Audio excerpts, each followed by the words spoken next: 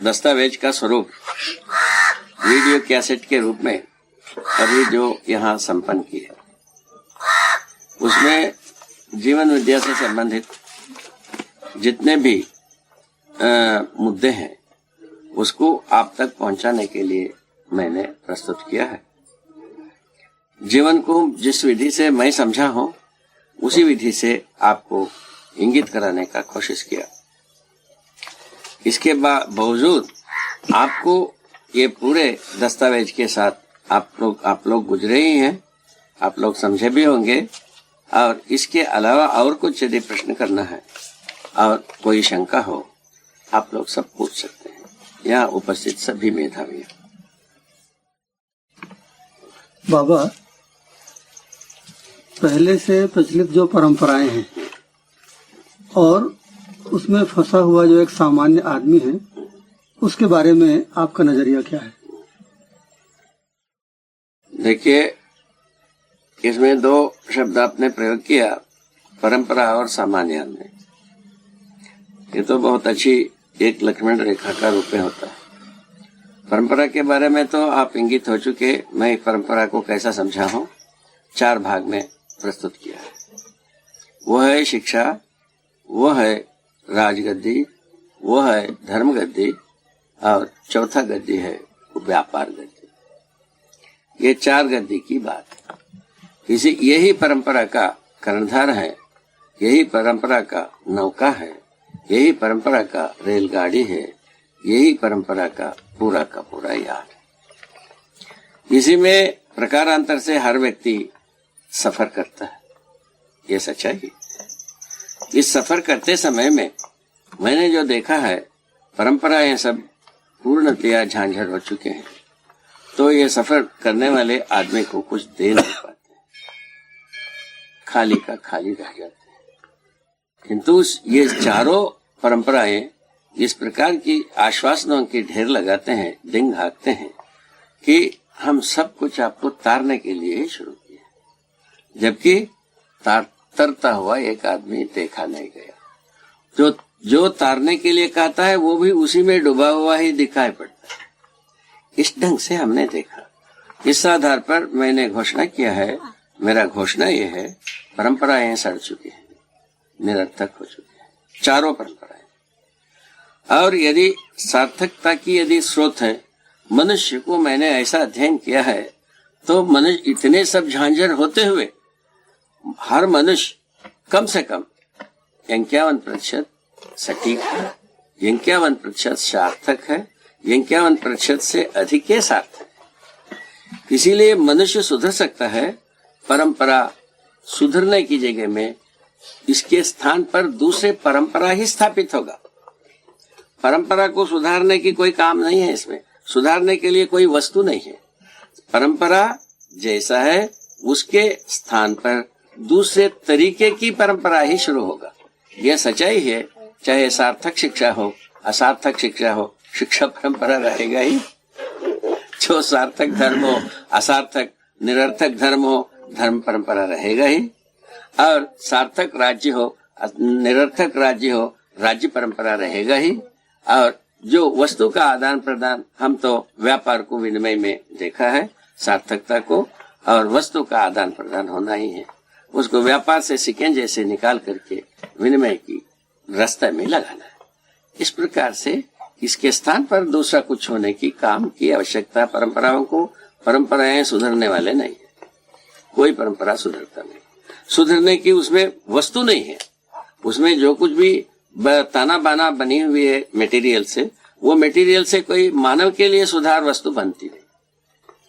जैसा आपको उदाहरण के लिए बताऊं, जो जैसा राज्य का मूल तत्व है शासन, ठीक है ना, संविधान। संविधान का पूरा आशय इतना ही है, तो शक्ति केंद्रित शासन। शक्ति केंद्रित शासन का मतलब भी है गलती का गलती को रोको, गलती से गलती को रोको, और अपराध को अपराध से रोको, युद्ध को युद्ध से रोको। इसमें कौन सा आदमी को क्या होना है भाई? रोकने मात्र से कहाँ सुधार हुआ? जितना रोकते गए उतना ही अपराध बढ़ा ही। ये तो आप लोगों के सामने रखा हुआ है। युद्ध को जितना युद्ध से रोकते रहे, युद्ध की व्यसन बढ़ता ही गया, वो घटता कभी नहीं है। तो इस विधि से दो युद्ध का व्यसन तो वहां पहुंच गया है, सारा धरती को नाश करें, यहां पहुंच गया, ठीक हो गई। व्यापार का व्यसन तो छूटता ही नहीं शोषण से, वो तो आपको पता ही है। तो इस ढंग से जो जहां तक धर्म का व्यसन है, सबको आश्वासन देना है और क्या कहते हैं, सम्मान पाना है, इस जगह में बढ़ा गया है। अब क्या किया जाए? आश्वासन क्या देना है? पापी को उतारूंगा, एक आश्वासन है। स्वार्थी को परमार्थी बनाएंगे, ये आश्वासन है। अज्ञानी को ज्ञानी बनाएंगे, ये आश्वासन है। अभी तक तो ना आपने कोई गवाही देखा, ना मैंने देखा। अब कोई माता पिता देखे होंगे तो हमको बताते रहेंगे, हम देखता रहूंगा, ये स्थिति रहेगी। इसीलिए परंपरा, मेरे नजरिया में परंपराएं सड़ चुके हैं, अच्छी तरह से खाद हो चुके हैं, इसमें कीड़ा पड़ चुका है। ये मानव सेवन योग्य नहीं रहा, या मानव सेवन योग्य मेटीरियल उसके पास नहीं रहा, दो में एक रहा। हम आज तक भ्रमते ही रहे, मैं गलत हूँ। आदमी क्या सोचता रहा? हर आदमी ये सोचता रहा, अब मैं स्वयं गलत हूँ, परंपराएं सही, ये मान के चलता रहा। हम इसी जगह से आदमी का आँखी खोलना चाहता हूँ, परंपरा का आँखी नहीं। परंपराएं रहे अपने जगह में, हम उनसे लेन देन नहीं करते। मैं सीधा आदमी से संबंध हूँ, मैं एक आदमी हूँ, आदमी के साथ हमारा रिश्ता है, हमारा संबंध है, हम उनके साथ जुड़ करके काम करना चाहते हैं। हरिहर।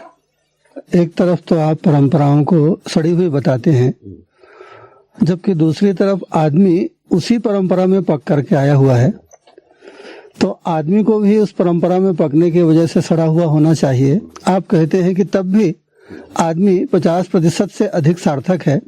इस आदमी के सार्थक होने से आपका क्या आशय है? मेरा आशय यह है, अभी आपको ये बिल्कुल स्पष्ट समझ में आएगा। अभी 4 परंपरा की बात कही गई है, इन परंपरा में अपने को सुधार की कोई जिज्ञासा नहीं है। परंपरा का मतलब गद्दी परस्तों को, जो गद्दी में बैठा हुआ जो व्यक्ति होते हैं और गद्दी के रूप में जो दस्तावेज होते हैं, इन दोनों में जिज्ञासा का आधार नहीं है। इस आधार पर वो सड़ चुका है। तो जबकि इसका विपरीत हर मनुष्य में कोई ना कोई कोने में जिज्ञासा का उदय रखा हुआ ही है, जिसको हमने देखा है। इस आधार पर मैं कहता हूँ 51% हर मनुष्य ठीक है, 51% से अधिक ठीक है, और ये पूरा सड़ चुका है। इस आधार पर कहता हूँ। इसमें कहाँ तक आप सम्मत हैं, असम्मत हैं, आप बता सकते हैं। बाबा, आपने अभी जो आपकी वीडियो रिकॉर्डिंग हुई उसको हम लोग सुनते रहे, उसमें आपने विकास की बातें की हैं।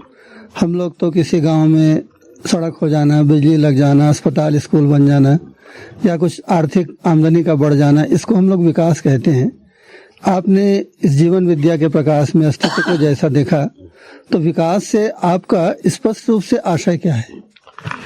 ये बहुत साधारण बात है, इस रिकॉर्डिंग में भी वो स्पष्ट हुई है। एक बहुत ही शुभ बात आपने कहा है, जो अभी तक की मान्यता में आप में मुझ में कोई अंतर नहीं, इसमें हम सम्मत हैं। सड़क बन जाए, रेल लग जाए, गाड़ी हो जाए, मोटर हो जाए, दवाखाना बन जाए, डाक खाना बन जाए, ठीक है ना। उसके बाद अभी ये कह रहे हैं हर एक तहसील में एक जेल बनना है, ये विकास का आधार बता रहे हैं। आपको ये ध्यान दिलाना चाहता हूं, और कोई इसके ऊपर हम कुछ कहेंगे नहीं, ये ऐसा कह रहे हैं भाई। और कई तहसीलों में जेल बन चुकी है, मैं आपको याद दिलाना चाहते हैं। ये सबको ये विकास मानते हैं। और दूसरा, चमकता हुआ मकान बन जाए, इसको विकास कहते हैं। आप भी सम्मत हैं, मैं भी सम्मत हूं। ये अभी तक की परंपरा में ऐसे ही नजरिया है, इसमें तो राय नहीं। और इन नजरिया के प्रति हमारा बहुत बड़ी भारी विरोध भी नहीं है। ये सब मनुष्य को सामान्य आकांक्षा, महत्वाकांक्षा संबंधी जो चाहिए साधन, उसके क्रम में ये सब समाहित होते ही, ये बात भी समझ में आया है हमको। किंतु इसको उपयोग करने के क्रम में, उपयोग, सदुपयोग, दुरुपयोग, ये इस ढंग की काम है ये। तो इन सब को सदुपयोग करने के लिए हम सामाजिक चेतना की आवश्यकता है। यांत्रिक चेतना से हम कहीं ना कहीं गलती और अपराध में ही चले जाएंगे। इसीलिए मानव को कहीं ना कहीं माने व्यवहारिक चेतना, सामाजिक चेतना, व्यवस्थात्मक चेतना की आवश्यकता है। इस चेतना को भरपाई करने की क्रम में ही ये जीवन विद्या का एक प्रस्ताव रखा है। इसके बाद शिक्षा का मानवीकरण एक प्रस्ताव है। इसके बाद परिवार मूलक स्वराज्य व्यवस्था एक प्रस्ताव है। इन तीनों प्रस्ताव के आधार पर यदि अपन नजरिया डालें, यही वस्तुएं थोड़ा सा उपयोग से ज्यादा लगने लगता है, ज्यादा दिन तक यही वस्तुएं चलने योग्य होते हैं और धरती को कम से कम घायल करने वाली बात आती है। ये पूरा का पूरा धरती से ना हमको उपलब्ध होता है। जितना कम से कम धरती को घायल करें उतने ही हम ज्यादा से ज्यादा दिन तक टिकाऊ होते हैं। अन्यथा धरती को ही बर्बाद करके आदमी कहाँ रहेगा। इस नजरिया से इस प्रकार से कहा गया मनुष्य का विकास का प्रमाण, मनुष्य विकसित हो गया, इसका प्रमाण ये की है तो परिवार में समाधान और समृद्धि को प्रमाणित कर सके, ये सार्थक हुआ। और हर मनुष्य स्वायत्त हो सके, जो अर्थात समझदार हो सके, ये प्रमाणित हुआ, होते ही है। और जो समाज बने, इसका क्या अर्थ है? अखंड समाज में मानव जाति को एक ही जाति के रूप में हम समझ सके, व्यवहार कर सके, मूल्यांकन कर सके, सामाजिक हुए। और व्यवस्था का मतलब हम अभी पहले से बताया है, जो पांचों आयामों में भागीदारी कर सके।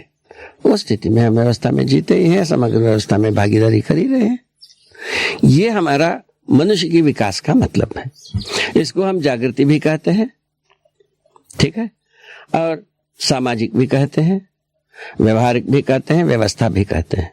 ये व्यवहारिकता के मतलब है। अभी तक व्यवहारिकता का मतलब ये रहे जिनको जिससे ज्यादा पैसा मिले, ज्यादा सुविधा मिले, इसको व्यवहारिक मानी गई थी। जैसा आपने भी कहा है, ये सब चीज मिल गया तो मैंने व्यवहारिक हो गई, ऐसे सोचते थे, इसी को विकास मानते थे। जबकि इसमें विकास का कोई सुख तो मिला नहीं। ये तो बात साक्षित है, तो छोटी सी बात है ये, तो विकास का सुख मिलता तो अभी भी मान लेते। कहाँ मिल पाता है? वो तो मिलता नहीं है। और सुख मिलने के लिए चारों चीज चाहिए, समाधान भी चाहिए, समृद्धि चाहिए, अभय चाहिए, सह अस्तित्व चाहिए। ये चारों पदार्थ के बिना चौमुखी हमको सुख तो मिलने वाला नहीं है। आप हम कुछ भी कर लें। तो इसीलिए मानव का विकास को हम जो मूल्यांकन करने के लिए ध्रुवीकरण जो होती है, ये मानव का उद्देश्य है। मानव का उद्देश्य पूर्ति होती है तो मानव विकसित हुआ, ऐसा कहना चाहिए। ये इसी में हम सार्थक हो पाते हैं। अभी जिस जगह में वह विकास का मंजिल बनाए हैं, इस जगह में हम सार्थक होना तो नहीं हुआ। जय हो, मंगल रहो, कल्याण। एक बहुत प्रसिद्ध वैज्ञानिक हुआ डार्विन, उसने भी विकासवाद की बात कही है और आज विज्ञान जगत में उसका विकासवाद जो है लगभग स्वीकृत है, कुछ चुनौतियों के साथ। तो डार्विन ने जो कुछ किया, आपकी परिभाषा से या आपके प्रतिपादन से ऐसा नहीं लगता कि डार्विन ने जैसा प्रतिपादित किया है उसको हम विकास कहें। तो डार्विन ने जो किया उसको आप क्या कहेंगे, या उसके विकासवाद की जो अवधारणा है उससे जो परमाणु में विकास की बात जो आपने की है वो किस तरह से भिन्न है, और उस संबंध में आप क्या कहना चाहेंगे? वेरी गुड, बहुत बढ़िया। ये एक मार्मिक प्रश्न हो सकती है, बहुत संगीन प्रश्न बनाया आपने, धन्यवाद। देखिए, इसमें बहुत थोड़ा सा नजरिया की खेल है। ये डार्विन जो कुछ भी अपने को प्रस्तुत किया, शरीर रचना के आधार पर विकास को प्रस्तुत किया। पहला चोट इतने ही है, जैसा एक कीड़े का रचना, एक कीमाच का रचना, एक जौ का रचना, और गाय का रचना, घोड़ा का रचना, शरीर का भला, तो वैसे ही मनुष्य की शरीर रचना। इन शरीर रचनाओं में आधार बनाया हड्डियों को। तो हड्डियां जो है किस प्रकार से, कितना लंबा, कितना चौड़ा होने से ये विकास हुआ। मनुष्य का शरीर को ध्रुव मान लिया उन्होंने, मनुष्य का शरीर की रचना को आधार मान लिया। ये इसके पीछे की शरीर रचनाओं को जोड़ते गए, इसके बाद ये बना, इसके बाद ये बना, इसके बाद ये बना, ऐसा वो कहते हैं। उनका शरीर रचना के पक्ष में कहना कोई तकलीफ नहीं है। मानव के अर्थ में कहना पूरा तकलीफ अभी तक प्रमाणित हुआ नहीं, ना कभी होने वाला है। क्यों नहीं होने वाला? जीवन ज्ञान डार्विन को था नहीं। जीवन ज्ञान के को एक ध्रुव रूप में मान करके उन्होंने कुछ कहा ही नहीं है। जीवन और शरीर का संयुक्त रूप में ही मानव होता है। अभी भी जो कोई भी विकास को खोजते हैं, जो शरीर संबंधी, वो हड्डियों को ही खोजते हैं, हड्डियों में ही नृतत्व को खोजते हैं, और उसके लिए नोबेल प्राइज होता है, डिग्रियां होते हैं, नौकरियां मिलते हैं। ये सब हम जानता हूं, इसमें हमको थोड़ी शंका है। किंतु अंतर क्या है? उनका विकास का ध्रुव है मानव शरीर। ठीक है। मानव शरीर में जो कुछ भी हड्डियों का रचना है, ढांचरा जिसको कहा जाता है, वो ढचरा को आधार माना, हड्डी ढचरा को। उस हड्डी ढचरा में क्या खूबियां हुई है उसको बताया है। इसमें आप हमको तकलीफ होने की कोई प्रश्न भी नहीं है। किंतु उसी के साथ महान तकलीफ यही है, यही मनुष्य का सर्वोपरि विकास है, ये कहते हैं। तो शरीर को तैयार करके मानव बन जाना था, ऐसा हुआ नहीं। मानव जैसा है वो मानव हड्डी की ढचरा के आधार पर व्याख्यायित होता नहीं है। इस विधि से उसका गवाही यही है, वो स्वयं लिखते समय मैं स्वयं इस दायरे में हम स्वयं व्याख्यायित नहीं होता हूं, वो खुद दे लिखा है। इससे ज्यादा क्या कहना है? आपको क्या कहना है? वो जो ढचरा के आधार पर वो मानव को व्याख्यायित करने गए, इस ढचरा के अंदर तो हम स्वयं व्याख्यायित नहीं होता, ऐसा ही कहता है वो। उसके बाद क्या चाहते हैं? वो मानव को व्याख्यायित करने में असमर्थ रहा। इस बात की सम्मति उनके साथ भी जुड़ी हुई है। अब विकास का क्या मतलब है? शरीर एक रचना विशेष है। ठीक है। रचना में श्रेष्ठतम रचना की बात हो सकता है, तो विकास है कह लो, हमको क्या तकलीफ है इसमें? उसमें भी तकलीफ नहीं है। भाषा आप कुछ भी कर लो, किंतु रचना विधि में आप श्रेष्ठता को विकास कहते हैं।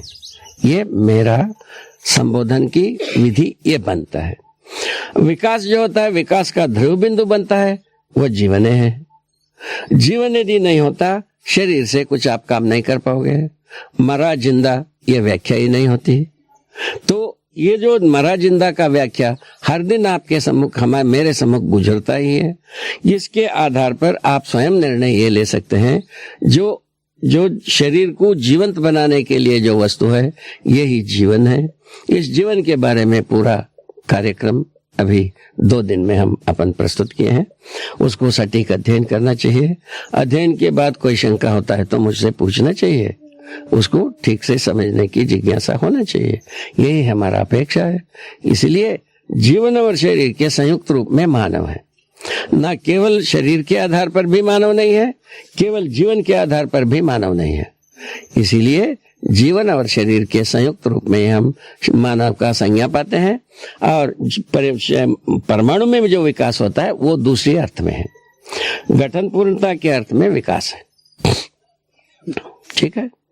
क्योंकि हर एक परमाणु गठनशील है और हर एक गठन में एक से अधिक अंशों का होना जरूरी है। हर एक परमाणु में एक मध्यांश, मध्य में स्थिर रहने वाला और उसके चारों ओर चक्कर लगाने वाला अंशों की आवश्यकता है। ये स्वाभाविक रूप में अस्तित्व में होना पाया जाता है। इसी का नाम है परमाणु। ऐसे परमाणुओं में अनेक संख्या माने कम से कम 2 से लेकर अनेक अंशों का संख्या समाई रहती है। इसी क्रम में वो परमाणु जिसको हम तृप्त परमाणु कहते हैं, वो भूखे परमाणु से छूटने के लिए या जीर्ण परमाणु से छूटने के लिए प्रयास क्रम में वह स्वयं सिद्ध विधि से जीवन पद भी सिद्ध हो जाता है। अनेक प्रजाति के परमाणु हैं, उसमें से एक प्रजाति का परमाणु जीवन है। इसमें किसको क्या तकलीफ है भाई? ये सही है, अंशों का समावेश होना, घटना बढ़ना है ना, ये चीज वो जीवन परमाणु में होता नहीं है। इसीलिए अक्षय शक्ति, अक्षय बल होना बताई गई है। ठीक है। इस ढंग से जीवन परमाणु को विकसित वस्तु हम कह रहे हैं। विकास के बाद जागृति की बात कर रहे हैं। जीवन में जागृति होती है। जागृति का परमावधि क्या है? जानना मानना होता है। ये बताया। पहचानना निर्वाह करना पहले परमाणु अंश से ही शुरू हुई है। परमाणु अंश दूसरे परमाणु अंश को पहचानता है, इसीलिए निश्चित अच्छी दूरी में रह करके व्यवस्था को समीकरण किए हैं, व्यवस्था के रूप में कार्य कर रहे हैं। यही भौतिक क्रियाकलाप रासायनिक क्रियाकलाप के रूप में गण्य होता है। ठीक है। और रासायनिक क्रियाकलाप के तो चरमोत्कर्ष रचना अभी तक की इस धरती पर मानव शरीर के रूप में प्रमाणित हो चुकी है। जीवन और शरीर के संयुक्त रूप में मानव प्रमाणित होता है। जीवन जागृत होकर के शरीर के द्वारा जागृति को प्रमाणित करता है। इतनी बात होती है। इसीलिए जो शरीर को जीवन मान लिया डार्विन ने, इसीलिए संवेदनशीलता के सीमा में ही आदमी अपने को डाल करके पचने के लिए तैयार हुआ। इसके बावजूद भी बहुत सारे लोग पचते नहीं है। बहुत सारे लोग उसमें जिज्ञासु रहते ही हैं। इसीलिए मैंने कहा है आदमी परंपरा से ऊपर है। परंपरा बहुत ही सड़ चुका है। ये बात आपने कहा। बाबा, जब आप दिल्ली गए हुए थे तो भारत के सुप्रीम कोर्ट के चीफ जस्टिस वेंकटाचलैया जी से आपकी मुलाकात हुई। उस समय आपने सार्वभौम न्याय की क्या अवधारणा उनके दिमाग में है, ऐसा आपने सवाल किया था। तो उनके पास कोई उत्तर नहीं था।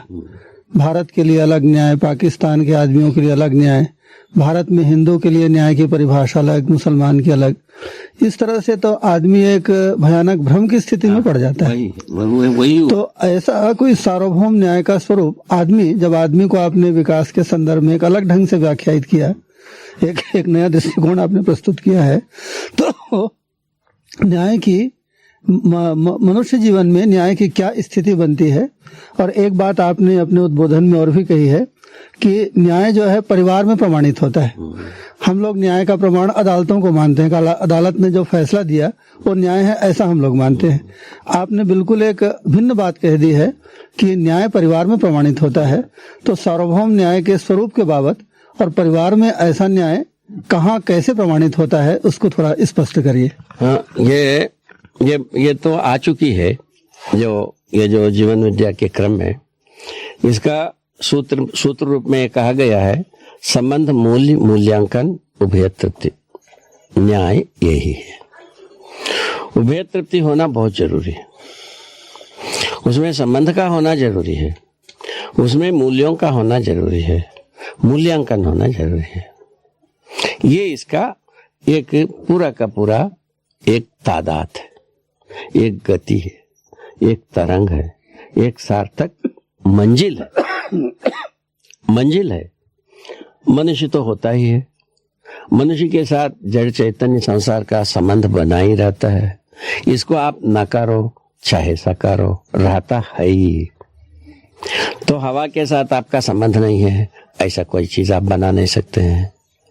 नैसर्गिकता के साथ आपका कोई संबंध नहीं है, ऐसा बना नहीं सकते हैं। मानव के साथ आपका संबंध नहीं है, ऐसा कुछ बना नहीं सकते हैं। इस प्रकार की व्यर्थ की प्रयास बहुत कुछ हुआ है। ये सब हमको समझ में है क्या क्या प्रयास हुआ है। जितना धृष्टताएं आदमी ने किया है, जितना सज्जनता किया है, सारे बात हमारे नजरिया में है। कोई चीज ओझिल नहीं है। और घोर परिश्रम किया है, हट किया है, साहस किया है और विवेक का भी प्रयास किया है, विवेकपूर्ण प्रयास भी किया है। सब करके अंततोगत्वा हम परंपरा को कुछ दे नहीं पाए। बात इतनी। ये सब वंदनीय है, स्तुत्य है और सराहनीय है। ये सब बात कहा जा सकता है, किंतु परंपरा के लिए हमको कुछ दिया नहीं। ये सब करने का मतलब सारा तप योग अभ्यास करने का पूरा मतलब आदमी समझदार होना, प्रमाणित होना, परंपरा में उसको घोलना, यही बनता है। नहीं तो साधना किस बात की। और बाकी जो हम समझते ही नहीं है, ऐसे बातों के आधार पर जो कही गई, उसमें तो लोह लोहान हो ही चुका है। थक तो करके तो बैठ ही गया है। मुक्ति के लिए जो दौड़ करते थे उसमें शायद है अभी आवाजें बहुत काफी धीमी है और दब चुकी है और पहले काफी बुलंद थी। मैं ये 60 वर्ष की स्मृति से कह रहा हूँ।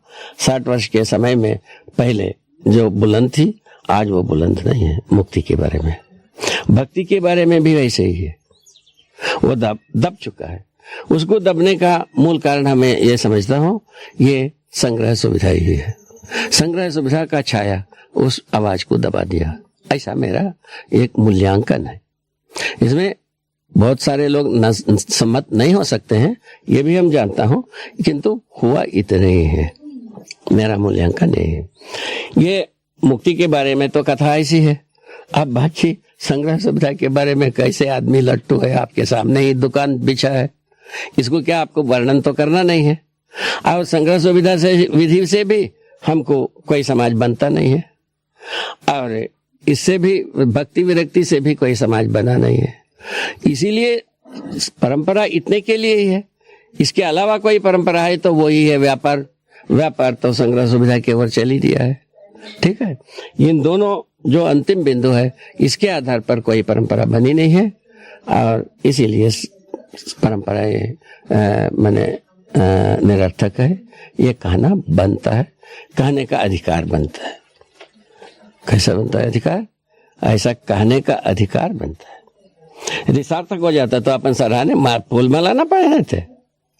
कहाँ सार्थक हुआ? ये सार्थक नहीं। भक्ति विधि से कोई समाज हो जाता, अखंड समाज, सार्वभौम व्यवस्था हो जाता, उसको हम पूजा ही करते। विरक्ति विधि से कोई सार्वभौम व्यवस्था, अखंड समाज होता, तभी भी फूल माला चढ़ाते। और यह संग्रह सुविधा से यदि अखंड समाज, सार्वभौम व्यवस्था होता, हम फूल माला चढ़ाते, नमन करते। अभी भी हम नमन करते हैं, आशा अभी भी रखते हैं, किंतु निकलता नहीं है। यह आपको याद दिलाना चाहते हैं। कैसी बात है ये? तो इसीलिए यह हमारा मूल्यांकन में यही निकलता है, परंपराएं निरर्थक हो चुके हैं। परंपरा के बारे में पुनर्विचार करने की जरूरत है। वो जरूरत कौन करेगा? आदमी करेगा। आदमी कैसा करेगा? क्योंकि 51% सही है, इसीलिए बाकी प्रतिशत को भरा जा सकता है। बस इस दिन से काम हो गई अपना।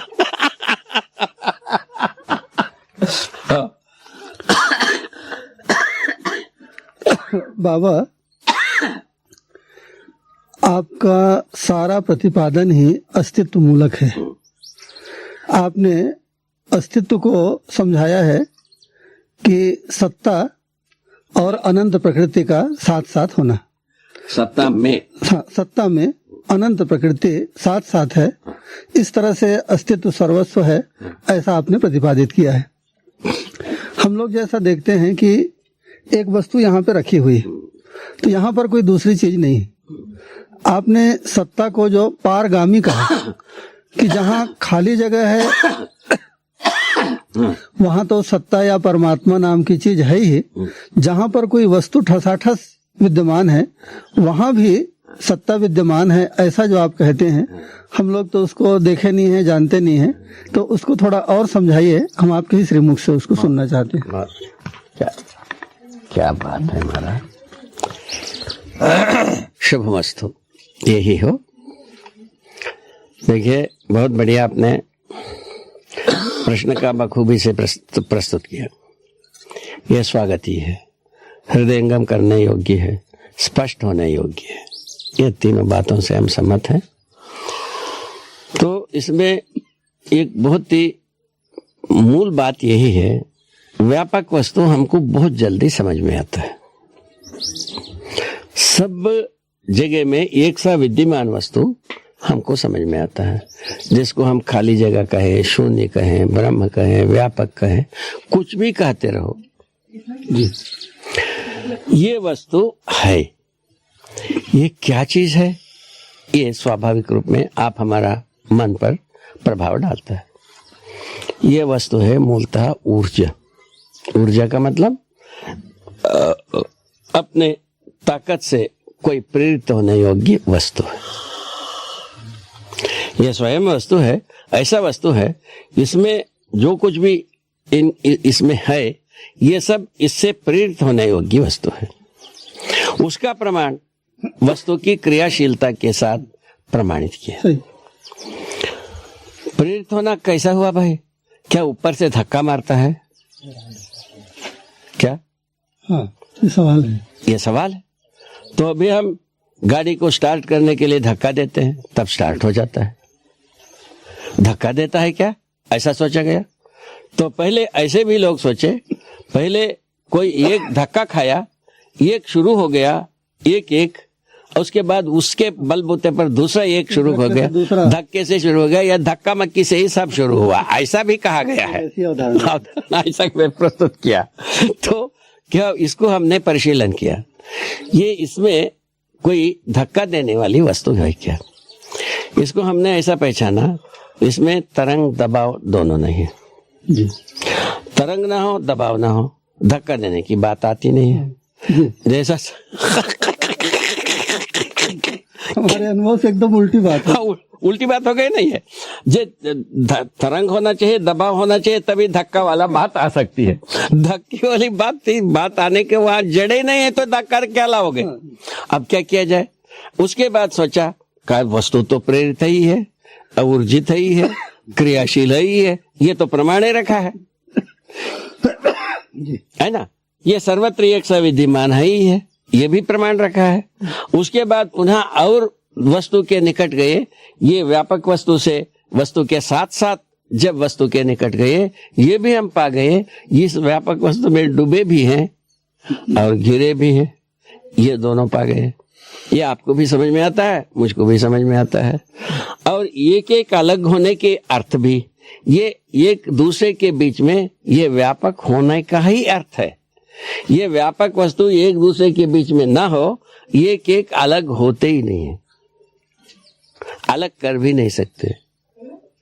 ये बीच में ये व्यापक वस्तु है, इसीलिए एक एक अलग भी होता है, एक एक जुड़ता भी है। जुड़ने का भी एक विधि है, बिखरने का भी एक विधि है। ठीक समझ में गए? इसी ढंग से क्या हो गया, रचना विरचना की पूरा आधार आ गया इसी सूत्र से। रचना भी होता है, विरचना भी होता है, इसका आधार आ गया। और ऊर्जा संपन्नता है ही है वस्तु में, क्योंकि क्रियाशील है ही है। और इसको अब किस भाषा से कहा जाए कि ये वस्तु भिगा है कहा जाए, या थोपा है कहा जाए, धक्का दिया है कहा जाए, हाथोड़ी लगाया गया है ये कहा जाए, क्या भाषा प्रयोग करोगे? कोई ना कोई भाषा प्रयोग करोगे। तो मैं जो प्रयोग किया हूं वो सूट नहीं करता है, तो दूसरा प्रयोग करोगे। एक बात ये हो, ये वस्तु पुनः दूसरे ढंग से हम अध्ययन किया, तो एक एक में रूप में जो दिखती है वो वस्तु की माने आयतन, और ये जो व्यापक रूप में दिखता है इसका आयतन कहीं ना कहीं समान है या भिन्न है। ये बात सोचा गया, व्यापक वस्तु का कोई आयतन बनता ही नहीं, सीमा ही नहीं बनता। एक हो गई, सीमा नहीं बनता है तो तब क्या किया जाए? असीमित वस्तु में सीमित वस्तुएं रहना हुआ तो इसका दो हो सकता है, नहीं तो जहां जो चीज रहता है वहां उसको हटा दिया है। हटाने के लिए उससे वो बलवान होना जरूरी है। ये आ गया। ये आने पर पता चला तो वस्तु का गुरुता ज्यादा है, व्यापकता की गुरुता कम है। ये आ गए। ये यथार्थ में क्या देखा? सारे वस्तुएं शून्याकर्षण में है। क्या हालत है, क्या बात देखा रे। देखा भी कैसा देख लिया? तो ये देखा, ये धरती भी शून्याकर्षण में है, सूरज भी शून्याकर्षण में है, पूरा ये सौरभ शून्याकर्षण में है, जो आकाश गंगाएं शून्याकर्षण में है। अब ये शून्याकर्षण में स्थिति में है, ये जो व्यापक वस्तु से गुरुता वस्तु में नहीं है। इस निष्कर्ष में मैं आया। तब क्या होगा? तो वो ही है पानी और मिश्री। पानी में मिश्री घुल के रहता है।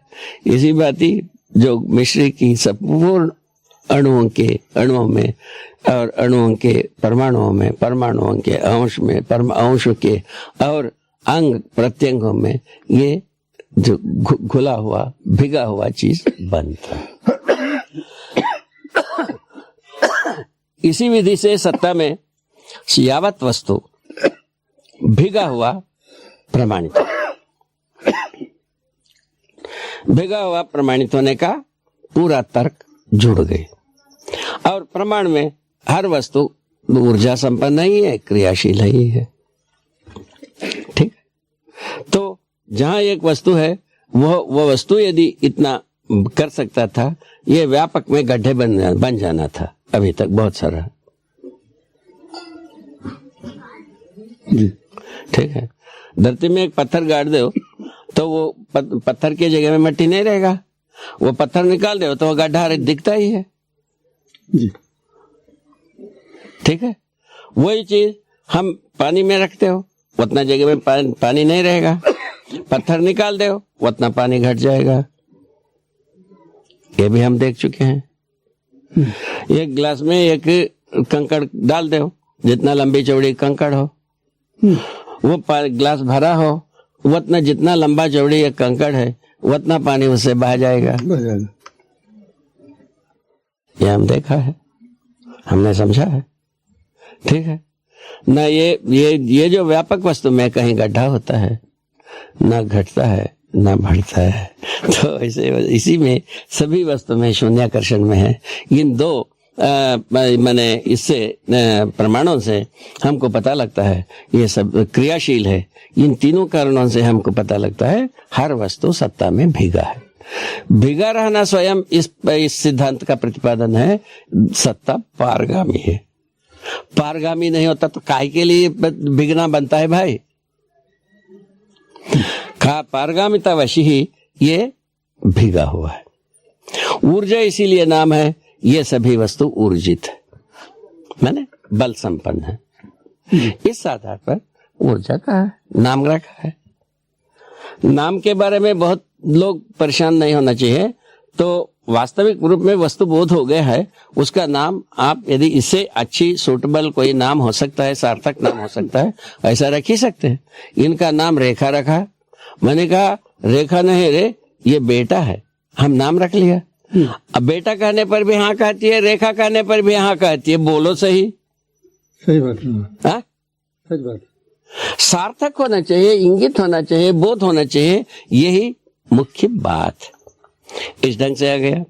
ये भी इस बीच में लोगों ने प्रयत्न किया, जो स्पेस कर्व होता है जी, टेढ़ा होता है, ये भी प्रयत्न किया। वो सब तो प्रश्न चिन्ह में जकड़ करके खुदे कर रहे हैं, उसके बारे में अपने को बहुत ज्यादा तर्क करने की जरूरत नहीं है। ये जरूरत है हम अपने को समझने के क्रम में जितना जरूरत है वो सब विश्लेषण हो जाना चाहिए जी, उसमें हम सहमत हैं, इसमें पूरा सहमत है। मनुष्य अपने समझदारी को परिपूर्ण बनाने के लिए जितना तर्क चाहिए वो सारे तर्क को उपयोग करना चाहिए। ठीक, और वो सारा तर्क का उत्तर अस्तित्व में सहज रूप में विद्यमान है। ये उत्तर कोई आदमी का उपज नहीं है, अस्तित्व में है, अस्तित्व में है। इसको देखना संयोग से मैं समझ गया, वो चीज आप भी समझ सकते हो, आप भी समझेंगे, ये भी समझेंगे। बोलो महाराज, कितना सुंदर हो गया ये बात। इस ढंग से इसमें बहुत सारे बात अपने आप से ठीक हो गई। मनुष्य जो है ना तमाम चमत्कार सिद्धि की ओर दौड़ता रहा, वो सब वैसे ही है। ये भी पावर पैसा की ओर दौड़ता रहा, वो भी व्यर्थता दिखाई पड़ती है। उपयोगिता, सदुपयोगिता, प्रयोजनीयता के अर्थ में मनुष्य को दौड़ के एक रास्ता बनाता है। ये रास्ता यदि ठीक लगता है, उसमें दौड़ के देखना चाहिए क्या गमाते हैं, क्या पाते हैं, वो सबको देखा जाए। बाबा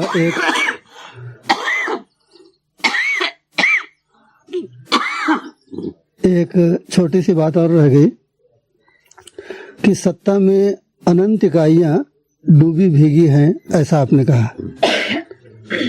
तो वे परस्परता में भी अनंत कोणों से प्रकाशित होती हैं, या उनकी परस्परता, इस तरह की कोई बात आप बोले हैं, उसको थोड़ा सा स्पष्ट कर दीजिए। ये बात है, इसमें एक सूत्र लिखा है प्रत्येक एक अपने में अनंत कोण संपन्न है। अनंत कोण संपन्न है। अनंत कोण किसी न किसी दिशा में सीधा रेखा में जाता है और उस सीधा रेखा में वो वस्तु प्रतिबिंबित रहता ही है। सामने एक वस्तु होना चाहिए। कोण जो है ना कहीं जाकर के कोई टिकता है तो कोई वस्तु के ऊपर ही टिकता है, किसी एक के ऊपर ही जाके टिकता है, नहीं तो वो कोण जाता ही रहेगा। ठीक है ना, अंत विहीन विधि से जाता ही रहेगा। सामने एक वस्तु दिखते तक वो कोण जाता ही रहेगा। बात रहे ना। तो जहां वस्तु मिलता है उसी के ऊपर वस्तु प्रतिबिंबित रहता है। अच्छा, क्या बात है। इस ढंग से वस्तु प्रकाशमान है, ये बात का प्रमाण होता है। वस्तु प्रकाशित है, इस प्रमाण के साथ हर वस्तु में प्रकाश समाई हुई है, इस तथ्य उजागर होता है। उस परिप्रेक्ष्य में ये सब चीज को एकत्रित किया। हर वस्तु में प्रकाश समाहित है, इसीलिए हर वस्तु प्रकाशित है। आप हम देख पाए चाहे नहीं देख पाए, समझ पावे चाहे ना समझ पावे, हर वस्तु अपने में प्रकाशमान है। इस बात का पुष्टि में ये सब सूत्र अपने आप से इकट्ठा हो गए।